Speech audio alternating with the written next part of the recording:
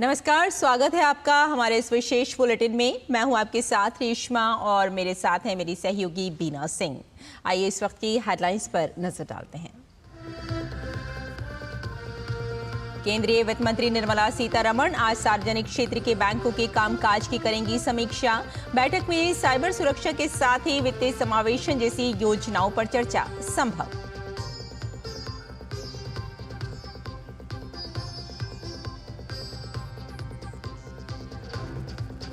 कोलकाता दुष्कर्म और हत्या मामले को लेकर पूरे देश में विरोध प्रदर्शन जारी। दिल्ली के रेजिडेंट डॉक्टर आज स्वास्थ्य मंत्रालय के सामने सड़क पर देंगे मुफ्त ओपीडी सेवाएं।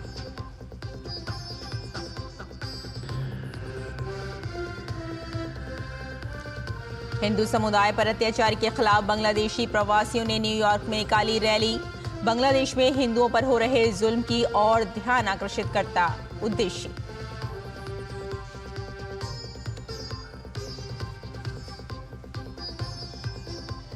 महाराष्ट्र के नासिक मुंबई हाईवे पर दर्दनाक सड़क हादसा, 5 लोगों की मौत, 4 गंभीर रूप से घायल। बेकाबू होकर 300 फीट गहरी खाई में गिरा दूध का टैंकर।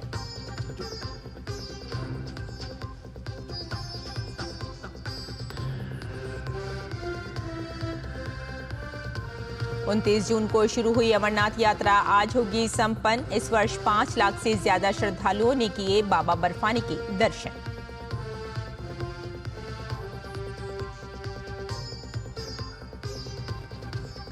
देश भर में हर्षोल्लास के साथ मनाया जा रहा है रक्षाबंधन का पावन पर्व। बहनें भाइयों की कलाई पर बांध रही हैं सुरक्षा धागा।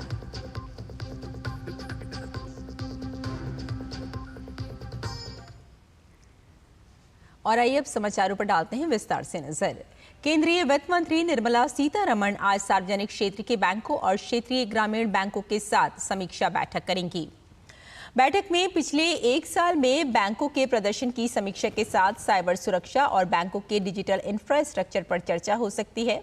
इसके साथ ही समीक्षा बैठक में वित्तीय समावेशन योजनाओं जैसे प्रधानमंत्री जनधन योजना, प्रधानमंत्री जीवन ज्योति बीमा योजना, प्रधानमंत्री सुरक्षा बीमा योजना, अटल पेंशन योजना, प्रधानमंत्री मुद्रा योजना आदि पर भी चर्चा होने की संभावना है।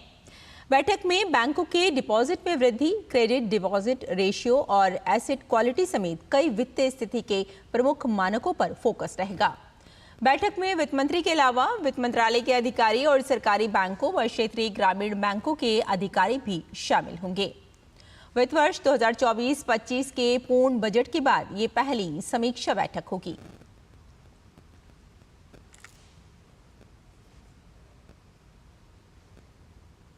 विदेश मंत्री एस जयशंकर आज नई दिल्ली में नेपाल के विदेश मंत्री आरजू राणा देउबा के साथ बातचीत करेंगे। डॉक्टर देउबा भारत की 5 दिन की यात्रा पर कल नई दिल्ली पहुंची। विदेश मंत्रालय ने एक बयान में कहा है कि उनकी ये यात्रा भारत और नेपाल के बीच नियमित उच्च स्तरीय आदान प्रदान की परंपरा के अनुरूप है। मंत्रालय ने कहा कि नेपाल भारत की पड़ोसी प्रथम नीति में प्राथमिकता वाला देश है। इसमें कहा गया है कि इस यात्रा से दोनों देशों को द्विपक्षीय सहयोग में प्रगति पर चर्चा और समीक्षा करने का अवसर मिलेगा और संबंधों को आगे बढ़ाने में मददगार साबित होगा।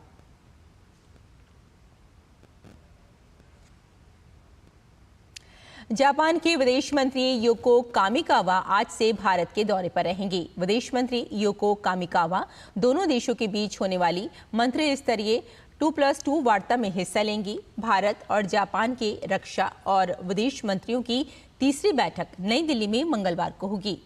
विदेश मंत्रालय ने एक बयान में कहा कि बैठक में रक्षा मंत्री राजनाथ सिंह और विदेश मंत्री डॉक्टर एस जयशंकर हिस्सा लेंगे।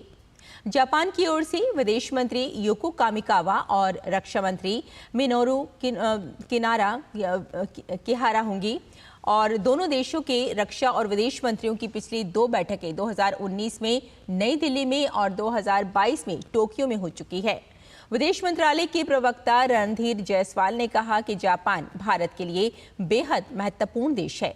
दोनों देशों के बीच रक्षा और विदेश मंत्रियों की बैठक की शुरुआत आपसी सुरक्षा और रक्षा सहयोग प्रगाढ़ करने के उद्देश्य से की गई है।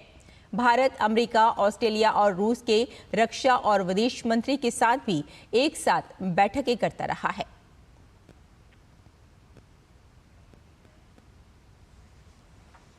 9 अगस्त को कोलकाता में ट्रेनी डॉक्टर के रेप और हत्या के मामले में रोष बढ़ता ही जा रहा है। कोलकाता सहित देश के तमाम शहरों में प्रदर्शन थमने का नाम नहीं ले रहे हैं। इस बीच एम्स दिल्ली के रेजिडेंट डॉक्टर्स एसोसिएशन ने एक प्रेस रिलीज जारी कर कहा कि वे आज दिल्ली में निर्माण भवन में स्वास्थ्य मंत्रालय के सामने सड़क पर सुबह 11 बजे से मुफ्त ओपीडी सेवाएं देंगे। डॉक्टरों ने केंद्रीय सुरक्षा अधिनियम के माध्यम से अस्पतालों में पर्याप्त सुरक्षा की मांग की है। वहीं इस प्रेस रिलीज में कहा गया है कि एम्स अस्पताल में इमरजेंसी सेवाएं जारी रहेंगी। महाराष्ट्र के नासिक में कल एक दूध के टैंकर के गहरी खाई में गिरने से 5 लोगों की मौत हो गई है और 4 अन्य गंभीर रूप से घायल हो गए हैं। ये दुर्घटना नवीन कसारा घाट के पास हुई। हादसे में 4 अन्य गंभीर रूप से घायल लोगों को इलाज के लिए अस्पताल में भर्ती कराया गया। हादसे की सूचना मिलते ही आपदा प्रबंधन दल मौके पर पहुंचा और राहत कार्य शुरू किया। क्षेत्र में भारी बारिश के कारण बचाव कार्य में बाधाएं आ रही थी। रस्सी की मदद से आपदा प्रबंधन दल के कर्मी नीचे उतरे और गंभीर रूप से घायल 4 लोगों को खाई से बाहर निकाला। इसके बाद घायलों को एम्बुलेंस द्वारा तत्काल कसारा ग्रामीण अस्पताल में भर्ती कराया गया।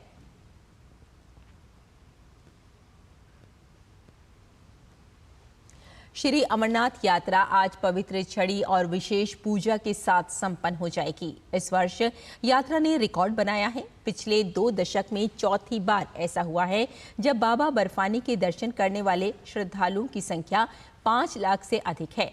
आज ही श्री बाबा बूढ़ा अमरनाथ यात्रा भी संपन्न होगी। छड़ी मुबारक कल महंत दीपेंद्र गिरी के नेतृत्व में साधु संतों के साथ 14,800 फीट की ऊंचाई वाले महागुंज टॉप के रास्ते आधार शिविर पंजत रणी पहुंच गई है। पंजत रणी में रात्रि विश्राम के बाद आज छड़ी मुबारक पवित्र अमरनाथ गुफा में पहुंचेगी। इसी के साथ 52 दिवसीय अमरनाथ यात्रा का समापन होगा। सुबह श्रावण पूर्णिमा के अवसर पर पवित्र गुफा में वैदिक मंत्रोच्चार के साथ पारंपरिक पूजन और अनुष्ठान किए जाएंगे।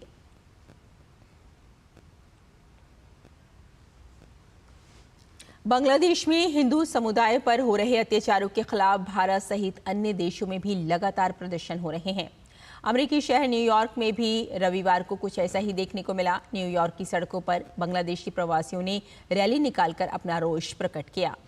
रैली में शामिल लोगों ने कहा कि बांग्लादेश में हो रहे हिंदू नरसंहार की ओर से ध्यान आकर्षित करना चाहते हैं। उन्होंने इस बात पर भी चिंता जताई कि बांग्लादेश में 1971 जैसे हालात उत्पन्न न हो जाएं। भाई बहनों के बीच विशेष प्रेम का प्रतीक रक्षाबंधन का त्योहार आज पूरे देश में मनाया जा रहा है। इस अवसर पर बहनें अपने भाइयों की कलाई पर रंग बिरंगी राखी बांधकर उनकी समृद्धि तथा स्वास्थ्य की कामना करते हैं। भाई भी बहनों को उपहार प्रदान करते हुए उनकी रक्षा और हर स्थिति में साथ देने का वचन देते हैं।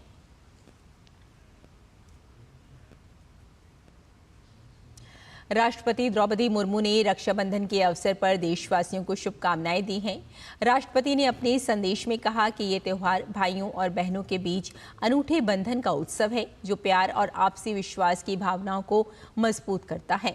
राष्ट्रपति ने कहा कि ये धार्मिक और सांस्कृतिक सीमाओं से परे देश की विविधता में एकता का प्रतीक है। उन्होंने कहा कि ये त्यौहार महिलाओं के अधिकारों की रक्षा के संकल्प को मजबूत करता है।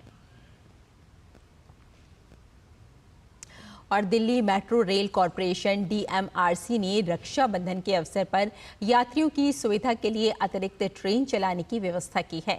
दिल्ली मेट्रो ने यात्रियों को ऑनलाइन QR टिकट खरीदने के लिए DMRC momentum 2, WhatsApp, Paytm, Amazon जैसे मोबाइल ऐप का इस्तेमाल करने का आग्रह किया है। भीड़ को देखते हुए अतिरिक्त टिकट काउंटर भी खोलने की व्यवस्था की गई है।